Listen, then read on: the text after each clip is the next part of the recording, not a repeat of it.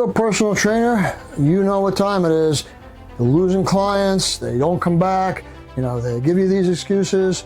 Okay, the reason is simple. One reason, fun. They're not having fun. Not resulting clients and growing your client list, then this video is for you. Personal trainers, fitness people, welcome back. Today we're going to be using a new technique to help your clients have more fun in their fitness journey. All right, this is called Chinese sword. Okay, it is a second martial arts technique that we are adapting for fitness. That's what this is all about. Keeping it fun for your clients so they continue to train. This is not something they can do on their own. You teach them how to do, curls or, work on the rear delts, okay? Once they kind of got the gist of it, a lot of times people disappear, okay? That's what the data tells us. A couple of months and they're out of there. They say they can't justify the cost, or time-wise, they don't have time to meet with you. Okay, really what those are excuses. What they're really telling you is I'm not having fun. So this is a way to introduce more fun into your routines. Now, beauty of this is you can do this as a warm-up. You can do this as a cool down. You can do this in a group setting. You could even do this with online training using this setup here. So this is very versatile for you, the personal trainer. Now, if you really want to dive in, you can do this as a certified trainer in martial arts fitness. We have a program that is approved by NASM and ACE and some of the other major players where you will get CECs, but more importantly, you will get a black belt, which means you can now give certificates and belts to your clients, which keeps them fully engaged. Okay, this is why martial arts schools have thrived, because they understood that giving people small, measurable victories, milestones that they can see, very important for the mind to show progress. So we have instilled that into our program as well. But if you just kind of want to get a taste of this and do it a little bit, see how it works, that's what this video is all about. So today we're going to be doing Chinese sword. So Chinese sword starts from what I call A-frame. So you're facing your target, you're going to step in, you're going to block, you're going to strike using this part of your hand, and then you're going to drop and give that reverse punch. So notice what we're doing. We're using a lot of different muscles. And trust me, this gets really tiring really quick. Okay, so your clients are going to feel it before they actually understand it, which is exactly what you want. You want them to get a good workout. They want to get a good workout, and at the end they're going to say, well, that was fun, it was different, it was interesting, and I got a good workout. Can't beat it. So here we go. So from this position, I start here, step in, strike, strike. So I'm looking here now at my data, because again, what I'm concerned about is hitting that target. I want to hit focus, not just random throwing your hands up. They are hitting with a purpose. So my data gives me somewhere around 423 on average. So that's kind of what the number I'm looking at. So let's say 400. That's what I'm looking to shoot at by the end of this. And you can look at each strike and see how I did. So the red and the blue are kind of equal, so that's pretty good. So again, I'd step in, strike, strike. So again, 2 more solid strikes. So my average jumped a little bit, 444, and I would run them through a minute of this. Now you can do this on both sides. In other words, step in, strike, reverse punch, or on the other side, step in, strike, reverse punch. Now again, notice I'm dropping my body, using my quads. I'm breathing. I want to hold my breath. You can even, have them make like a noise with each strike if you want. They call it a ki in karate. So step in, strike, get that out of them, okay? Because also, remember, a lot of people come for personal training, not just for the physical component of it, but the mental component. They're dealing with all sorts of stress at work and angst, and they want to get that out of their system, and you are helping them do that. So complete package of stuff that you can do for your clients. There's videos that will follow this. The rest of this video will show you how you can incorporate this. Now again, you can do this in a group setting, one-on-one, online training, very versatile for you, and the equipment you can find on the myfitlife.com website. Everything is there.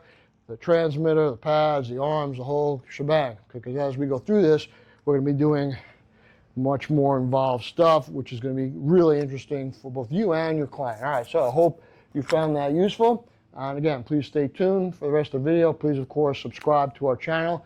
It helps us to bring information to you and people like you who are interested in something new and different for their clients. Tell us what you'd like to see. Maybe you saw a technique or something you think would be good for everyone to know about. We would love to be able to share that with our subscribers. All right, so let's get to it. All right. You know what we're going to be doing. We're going to take martial arts and apply it to fitness. It is fun. It's not just boxing drills of punch, punch, punch. No, with martial arts, it's a whole new level of stuff. You have punching, you have kicking, you have elbows, you have self-defense techniques, all designed with one thing in mind, to keep it fun for you and your clients. All right, Kayla, technique number 2. Do it. Don't. That's all I got. I can't. You know any other languages? No, that's it. 2, 3 languages. That's not bad for an American, right? 3 languages. All right. So what we're gonna do now is what's called Japanese sword. Usually it's done for like an overhead strike. It can be done for a linear strike, but you need to really get up under there in order to do this correctly. So just to make it easy, we'll do it for an overhead strike. So again, you're minding your own business. Your hands are up. Okay. Guy goes to pick up something and take a swing at you, and boom, there you go. And now you're going to chop to the neck, and that's basically A. B, same exact thing, except now you add a second strike. And again, it doesn't just have to be second strike. Boom, you know, that's where a lot of good stuff comes in. All right, so we'll just do,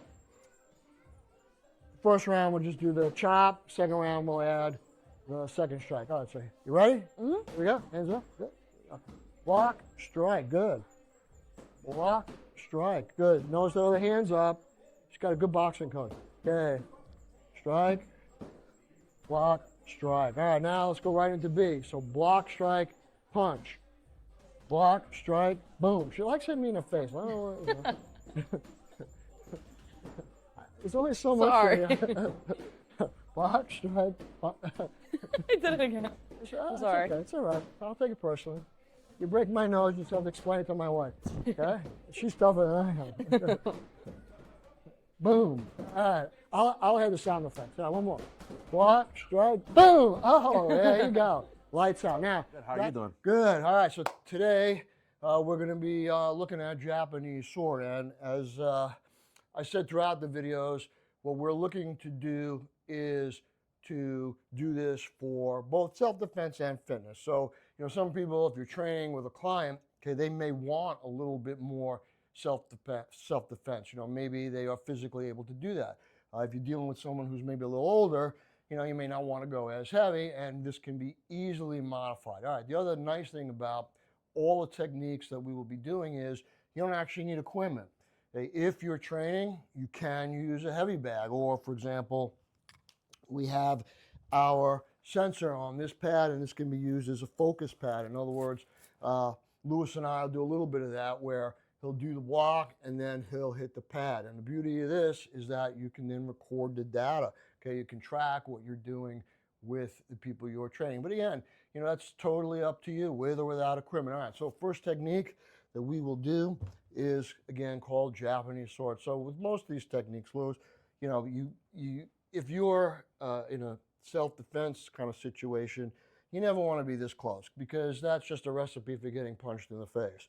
So you want to leave yourself some distance. And psychologically, people are programmed to stop when you do this. I don't know what it is, you know, maybe when you're, you know, your kids, people, you know, kind of like do this, and even momentarily, it stops you. So it also allows you to keep him at a distance, again, for self-defense purposes. So if Lewis goes to like hit me, and this could be with his hand, maybe he wants to, you know, hit me in the face, or even with a stick. Okay, the goal here is to get up under that arm and then do a quick strike. All right, so Lewis, just kind of go for the top of my head there. So I step in, notice where my arm is, and then I'm going to strike. Now, my other hand, again, is held in this position. All right, so one more time, Lewis. So up, strike, and then we can follow with a whole bunch of other things. All right, so Lewis, I'm going to just change your position a little bit. I'll have you come over here. I'm going to film the same thing just from a different angle so people kind of see what's going on. So again, I'm here. I don't want any trouble, Lewis. You come in with that strike, and again, that could be a stick, okay, right into the head, and then I could follow with, all sorts of things that we can do. All right, so from a self-defense perspective, what I'm trying to do is do it one more time, make a good block, okay, try and get up underneath where that elbow is. I don't really want to be up here because then if he's strong, he can really kind of come through. So I want to make sure I'm here. This other hand is up as a guard, and this becomes a quick strike into here, and then we can follow up with a variety of things. All right, so that would be Japanese sword more from a self-defense perspective. Now, if you're doing this for fitness, okay, this is a great thing to add in to your fitness program. Okay, people like to do stuff that's different. I don't like running on a treadmill and those bikes, and that's not for me. Okay, and you'd be surprised at how tiring this can get after a while, just doing some simple stuff. So in the air, what we would do is come up and then do that strike. So Lewis, you do this with me. All right, so you can use just mirror me, and if I was with a client, this is exactly what I would tell them to do. Okay, you do what I do. So up and then strike. And then you come back to this position, up, and then strike. All right, and we can then add something in following that. Go up, strike, and throw a punch. Okay, back to here. Up, strike, and throw a punch. Now you want to take it a little step further. Throw the pad in the mix. Okay, if you're training one-on-one, you can do that. Okay, take a pad out, or even if you have a group and you pair them up, they can do the exact same thing. So what I'm going to do is Lewis is, again, he'll throw the strike, and he'll throw his strike, and then I'll do my part, and then we're going to hit into the pad. All right, so let me show you what that would look like. So Lewis, I'm going to have you do the technique. So I'm going to throw a left, okay, and then you're going to hit me in the neck. Good. So now if I want to incorporate the pad, what I would do is same thing here, and now I would use this as my striking point. So you could actually chop into there instead of my neck. Okay, so again, so I throw the strike, you block. Okay, so get up underneath. Underneath the... Right, so here, boom, and then into the pad. And again, you could do this as a series. So here, strike, and then switch it to the other side. Here, strike. And again, you could use the pad with or without a sensor. You could do without a pad. You could do this technique on a bag, which is what makes it universal in terms of both self-defense and fitness. All right, so Lewis, that's Japanese sword. All right, up next, we will do next technique, which is actually one of my favorites, which is Chinese sword. My favorite techniques, these are, I guess, two of the main techniques in pretty much every system, is they're called Japanese sword and Chinese sword. So we did these last time, but again, if the person doesn't want contact, you just use this as an extension. So Lewis is going to do like an overhand strike. And again, this is not a defense for a weapon, because if I do this, I get a broken arm. This is just an extension of his arm. That's all we're using it for. So you throw that strike, and I'm going to block, and then I chop. So I start always in my A-frame, block, and strike. Now, for self-defense purposes, yeah, I'd be more kind of like this, but we're not talking about that. This is fitness, and what you want them to do is move, right? Get exercise. So chop, strike, and I would do that 10 times on each side, so switch to the other hand, and chop, block, strike, do it again, block, strike, block, strike. Now, if you could actually do this in a group setting too, right? One person is going to do the strike, the other person will do the blocks, and it gives him a rest period in there, which you're going to need anyway when you're running from one activity to the next. All right, so if you want to, yeah, and they get good at this, you want to take it up a step, you know what I'm going to tell you already, right? Throw in all those extra strikes. So block, strike, and of course, reverse punch, which is actually the B version of this anyway. Block, strike, 1, 2, 3. Block, strike, follow up with an elbow. Block, strike, kick. Work the techniques when they get really good, what I would suggest is actually call it out. In other words, I would say, all right, you can do this technique, do block strike and front threat snap kick, okay? And call it so they have to like wait for it, all right? So they're kind of prepared for this. And it adds another level of challenge, a little more fun, okay? It's not just doing the same thing over and over again. You're kind of making them think, which is really what you want to do. Kind of, in my expression is always the same, putting the vegetables inside the potatoes, right? You get them to do what you want by kind of hiding it in there. But it's a good exercise, one of my favorite techniques. And we can even do this, we'll do it a little later, show you how you can do some of these drills on the pad and actually give your clients feedback, actual data on how they're doing, you know, with terms of their accuracy. All right, so Louis. The best thing with the stick I see is also when I'm doing the strike, you could go as far as you want to give as much space as the person needs. Absolutely. So you can block from here. Exactly, do the same thing. Here, here. Then as they work in, you just come in closer every day. Exactly. Well, right. Build the trust. Right, you build up, good point. At some point, they may even actually ask you to get rid of stick. You know, they want to do this with a little more gusto. Right? Again, but everyone's different. You know, different ages, different situations they come from. They have different goals. So all that gets put in the mix. But you as the trainer, we're giving you the tools that you need to make it fun. And that's the bottom line. You know, I've been at this a long, long time. I've seen every trend in fitness that you can think of, from, you know, Richard, what's his name, Simmons dancing to the oldies, right? Jane Fonda was around for that, okay? Tai Bo, okay? So there've been, you know, multiple ways they've tried to mix this in, but the bottom line is it really didn't have a personal trainer mindset, okay? What does the person want? You know, what can you do for them that's not going to be boring, that's going to be interesting, you know, stuff they can learn, stimulate their mind, give them exercise, and make them want more, make them come back for more, okay?